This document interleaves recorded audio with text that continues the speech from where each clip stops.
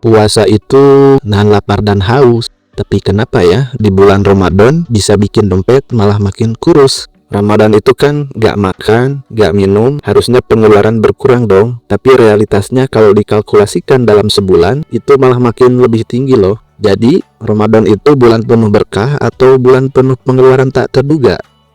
Di video ini kita bakal bahas alasan kenapa pengeluaran bulan Ramadan sering lebih besar dibanding bulan biasa, dan tentu saja kita bakal cari solusinya supaya nggak terlalu jebol dompetnya. Secara logis, puasa berarti mengurangi konsumsi makanan dan minuman. Seharusnya jadi cara yang alami bagi kita untuk menghemat pengeluaran. Namun, dalam prakteknya, Ramadan sering jadi momen yang justru lebih banyak pengeluarannya, terutama untuk makanan, minuman, belanja, hingga gaya hidup. Jika tidak dikontrol, pengeluaran ini dapat membebani keuangan dan tentu saja mengurangi esensi dari puasa itu sendiri, yaitu menahan diri dan hidup lebih sederhana. Tujuan utama dari ibadah puasa adalah meningkatkan keimanan dan ketakwaan. Melalui kesederhanaan, banyak faktor yang justru mendorong meningkatnya konsumsi dan gaya hidup lebih boros dari bulan lainnya. Beberapa di antaranya adalah euforia berbuka puasa, budaya yang konsumtif, promosi besar-besaran, serta kebiasaan membeli makanan yang berlebihan.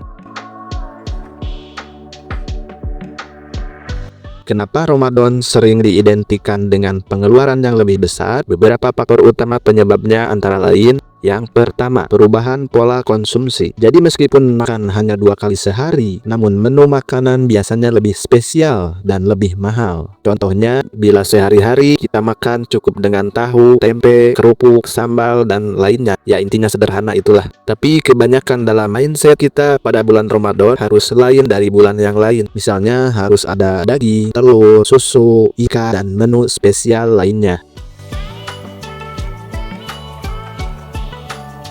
Yang kedua, karena kita adalah korban dari godaan diskon dan promo. Akibatnya, belanja tak terkendali. Diskon dan promo di bulan Ramadan sering membuat kita gelap mata dan tergoda membeli barang yang sebenarnya tidak terlalu dibutuhkan sih. Tapi mumpung promo kan murah, apalagi cuma momen setahun sekali. Jadi, ayo langsung sikat, takut nanti keburu diembat. Berikutnya yang ketiga yaitu tradisi berbuka bersama. Agenda buka bersama keluarga, teman, atau kolega membuat kita sering makan di luar dengan harga yang lebih tinggi, atau setidaknya kita nambah pengeluaran untuk menjamu acara buka bersama di rumah kita. Tapi ya tetap saja kita harus selektif, bukan berarti semuanya harus kita tolak, tapi utamakan yang penting dan momen-momen yang sakral. Yang keempat, persiapan Lebaran. Dari mulai baju baru, hampers, hingga persiapan mudik, semuanya bisa menjadi beban finansial tambahan. Kebayang pas pulang kampung cuma bawa anak istri, gak ada sesuatu yang dibawa, kan ngerasa gimana gitu ya. Oke lah, kita bawa sesuatu itu boleh dan harus, tapi tetap yang sewajarnya saja. Kemudian yang kelima, dekorasi. Menghabiskan banyak uang untuk dekorasi di bulan Ramadan atau Lebaran yang sebenarnya tidak perlu-perlu amat sih. Seperti cat rumah tiap Lebaran, ganti sofa atau karpet tiap Lebaran, bahkan sampai beli mercon buat momen di hari-hari Lebaran. Selamat datang di channel Cemilan Edukasi. Ngemil ilmu bikin pinter. Kira-kira apa faktor penyebab dari semua ini?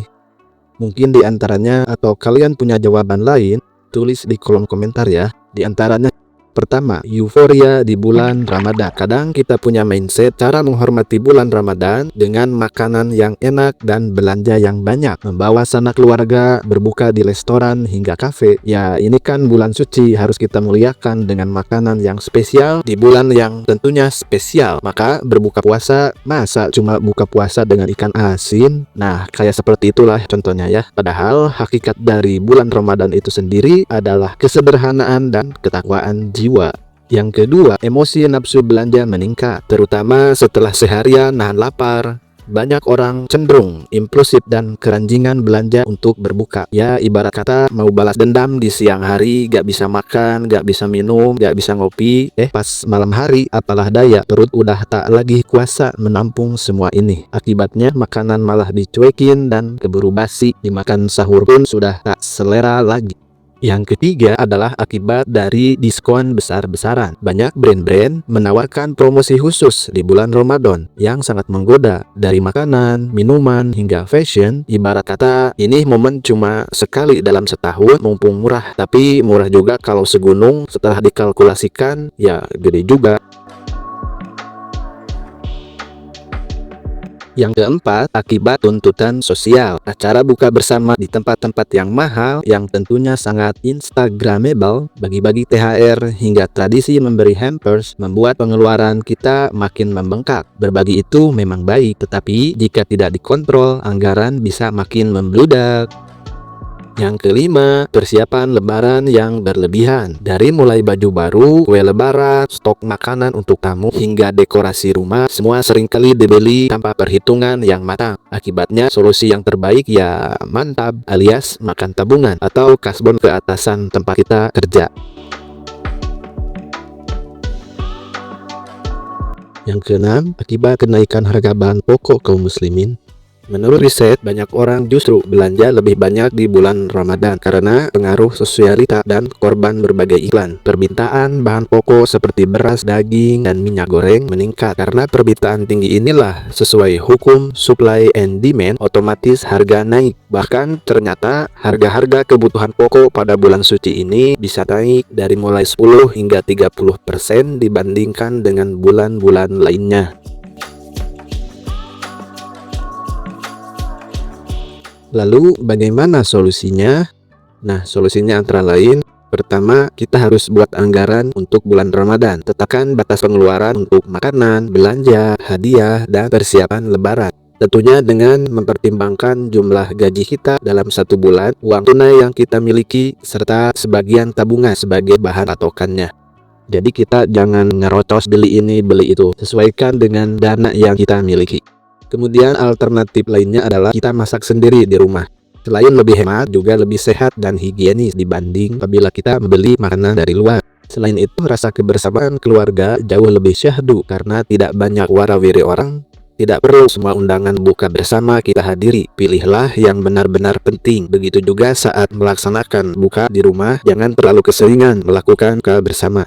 Yang ketiga, gunakan metode amplop. Bagi uang dalam beberapa kategori agar tidak boros. Karena adil itu bukan berarti sama rata, tapi dibagi berdasarkan esensinya. Masa ponakan yang masih balita, kita samakan isinya dengan keponakan yang sudah kuliah.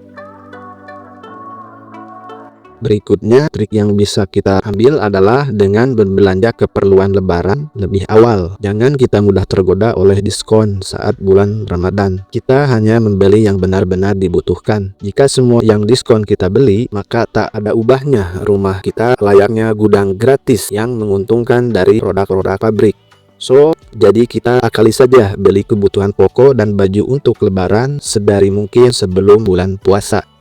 Berikutnya yang kelima, rekreasi. Tunda dulu pelesiran sehabis lebaran karena kondisi jalanan biasanya macet. Jadi ketimbang kita menikmati pelesirannya, yang ada kita malah dibuat bete karena delay di jalanan yang macet. Selain itu, pada hari-hari setelah lebaran biasanya serempak juga pada liburan. Akibatnya kita kurang bisa menikmati suasana karena terlalu banyak orang. Istilahnya gak bisa me time gitu.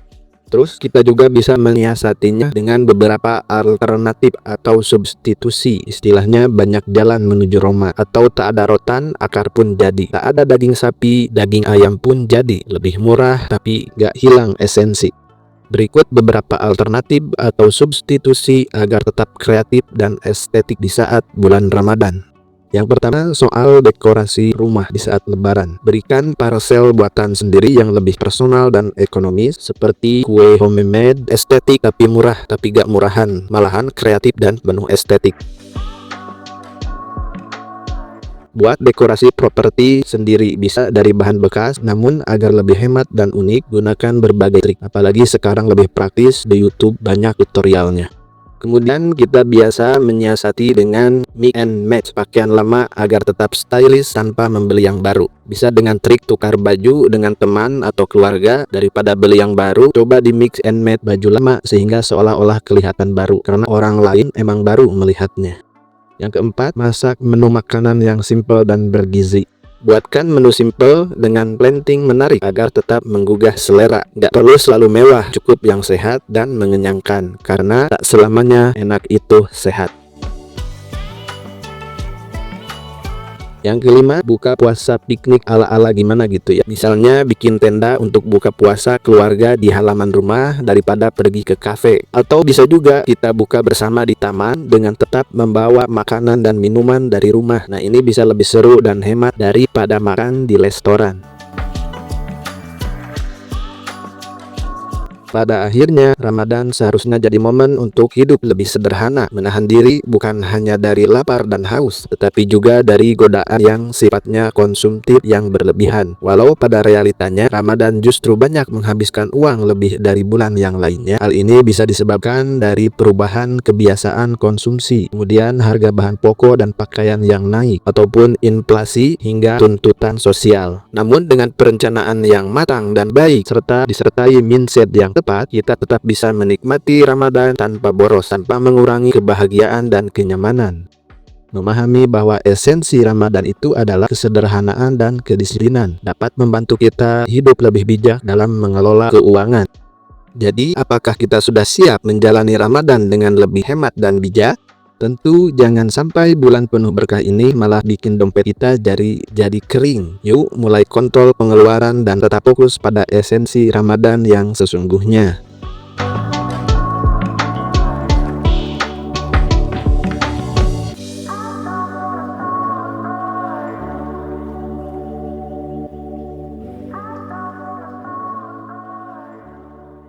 Sekian pembahasan kita kali ini. Jika ada topik yang ingin dibahas, silahkan tulis di kolom komentar. Sampai jumpa di topik dan pembahasan berikutnya.